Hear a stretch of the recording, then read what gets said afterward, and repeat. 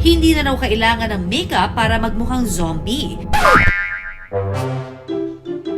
Achieve na raw yan sa itim at lalim ng eye bags ni Roxanne.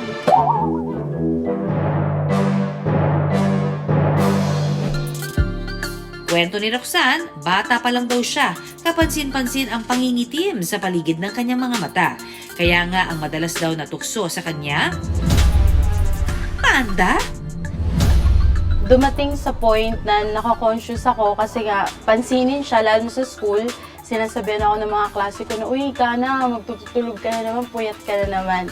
So, ang sinasabi ko lang sa kanila lagi na natutulog naman ako sa tamang oras, pero kahit anong gawin ko, andito pa rin talaga siya.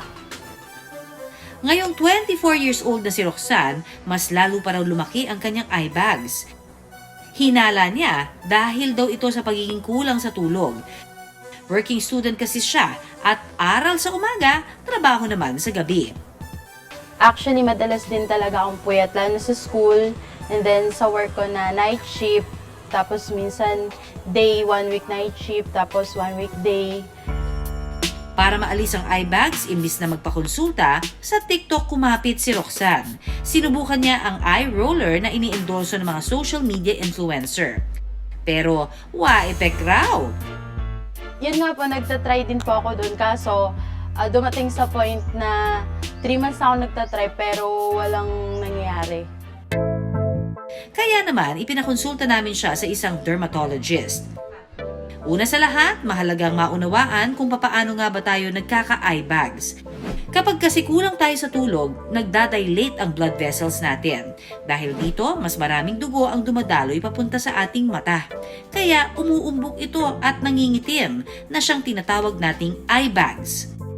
Meron ding mga pasyente or mga tao na dahil sa dehydration or malnutrition, nagkakaroon sila ng mga eye bags kasi parang pale or mangitim-ngitim yung ilalim ng mga mata nila. Kung tutuusin, wala naman itong epekto sa kalusugan, pero para sa iba, hindi ito kanais-nais tignan at nakababawas din ng kumpiyansa. Kaya para humupa ang eye bags, ang pwede raw gawin ang maglagay ng cold compress o kaya ng hiniwang pipino. Meron kasi itong cooling effect at dahil malamig sa mata, kino-constrict nito ang blood vessels para mabawasan ang blood flow.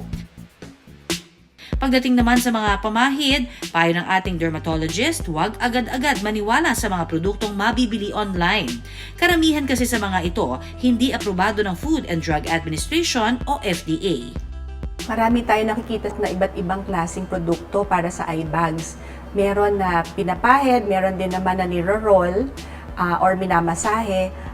Yung mga ganun maaring makatulong para mag-improve yung blood flow sa ilalim ng mata. Yung iba naman, nag-iiwan ng moisturization dahil may mga cream or may mga gel. Makakatulong ito lalo na kung yung cause ng iyong eye bags ay more of dryness of the skin or poor blood flow. Makakatulong sila. Pero maaari din na makasama lalo na kung itong mga produkto na to ay may laman ng mga acids or irritants sa skin. Dapat maging mapanuri tayo bago tayo mag-apply ng mga gamot. Alam niyo ba na ayon po sa mga eksperto, ang pagkakaroon pala ng eye bags ay genetic o nasa lahi na rin pala natin yan? Kaya may mga tao na madaling magkaroon nito at ang iba naman na maski palaging puyat hindi mo nagkakaroon ng eye bags. Swerte lang, di ba? Pero sa panahon po ngayon, mayroon na ring non-invasive procedure para maalis daw ang eye bags. Pero ang simpleng pagbawi ng tulog, malaki na raw pala ang maitutulong. Malaki ang tulong ng enough sleep sa eye bags, no? Lalo na pagka tayo ay well-rested, maganda ang supply ng dugo, lalo na sa ilalim ng mata. Maganda rin yung hydration probably. At saka isa pa, pagka kasi tayo ay nakakatulog, nagkakaroon din ng enough rest yung area ng mata natin, hindi pagod yung mga mata. So nakakatulong ito sa pag-prevent ng eye bags. Nako, yung mahihilig mag-cellphone dyan sa gabi, taas ang kamay. Hindi po yan pampatulog. Sa katunayan, mas lalo kayong hindi aantukin. Dapat no gadgets 30 minutes before bedtime. Ang simpleng pagbawi ng tulog, malaking tulong na para umimpis ang eye bags. Bukod dito, tandaan na ang sapat na pahinga ay kailangan ng katawan for good overall health. Kung sukatan daw ng sipag ang pagkakaroon ng eye bags, naku baka may medal na raw itong si Roxanne. Pero tandaan na may paraan naman para maalis ito. Yung subok na ng panahon at aprobado ng mga eksperto.